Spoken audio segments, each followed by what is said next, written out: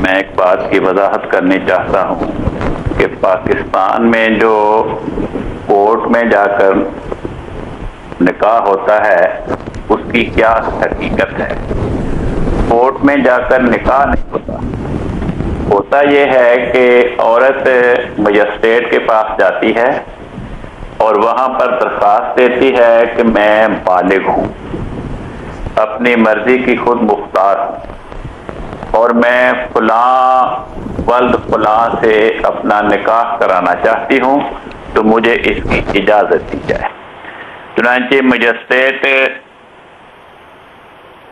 جس ذریعے سے بھی تسلی کر سکتا ہو وہ تسلی کرتا ہے کہ کیا یہ واقعی عورت بالغ ہے،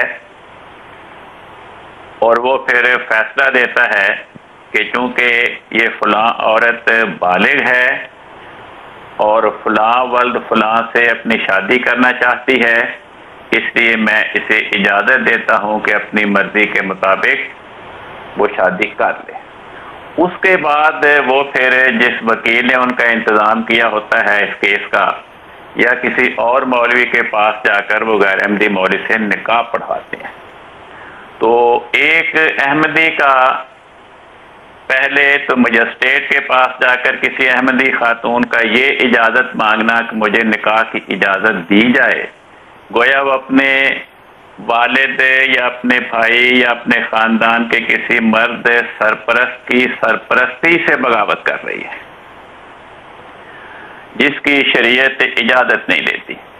اگر کوئی احمدی خاتون ایسا محسوس کرتی ہے کہ میرا سرپرست میرے حقوق کا لحاظ نہیں رکھ رہا، وہ میرے مفاد میں دلچسپی نہیں لے رہا، یا وہ سمجھتی ہے کہ میرے خاندان میں کوئی مرد سرپرست موجود نہیں، فوت ہو چکے ہیں، یا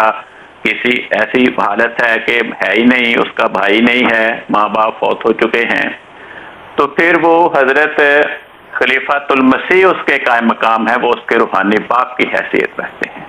تو پاکستان میں حضرت خلیفۃ المسیح ایدہ اللہ تعالیٰ ابن نصر العزیز نے اپنی نمائندگی میں اس بات کا اختیار محترم نادر صاحب اعلیٰ کو دیا کہ اگر کوئی احمدی خاتون سمجھتی ہے کہ میرے خاندان میں کوئی مرد موجود نہیں ہے جو میری سرپرستی کر سکے، یا جو مرد سرپرست وہ میرے حقوق کا لحاظ نہیں رکھ رہا، میرے مفاد میں دلچسپی نہیں لے رہا، اس کی مرضی کے خلاف کام کر رہا ہے، تو پھر وہ نادر صاحب اعلیٰ کی خدمت میں درخواست دے گی کہ کسی کو میرا ولی مقرر کیا جائے، اور پھر نادر صاحب اعلیٰ تحقیق کر کے اگر اس کی بات درست ہو تو کسی کو اس کا ولی اور سرپرست مقرر کر دیتے ہیں۔ دوسری بات یہ میں عرض کر دوں کہ مجسٹریٹ کے اس فیصلے کے بعد کہ اس خاتون کو اپنی مرضی کے مطابق جہاں چاہتی ہے نکاح کا اختیار ہے، میں اس کی اجازت دیتا ہوں، پھر وہ کسی غیر احمدی مولوی سے جس کے پاس بھی جائے وہ نکاح کرتی ہے۔ تو جیسا کہ ظہیر صاحب نے بیان فرمایا کہ ہم نے ایسے انسان کے پاس جائیں کہ وہ ہمیں برکت دے گا، ہمارے لیے دعا کرے، اس کی دعا ہمارے حق میں قبول ہوگی، ہماری ازدواجی زندگی خوشگوار ہوگی، تو گویا ہم نے یہ سمجھ لیا کہ وہ انسان جو مسیح موعود علیہ السلام کی تکفیر کا ارتکاب کر رہا ہے وہ اتنا خدا رسیدہ ہے کہ اس کی دعا کے نتیجے میری زندگی کامیاب ہوگی۔ تو دوسرے الفاظ میں ہم نے مسیح موعود علیہ السلام کی سچائی کا انکار کر دیا۔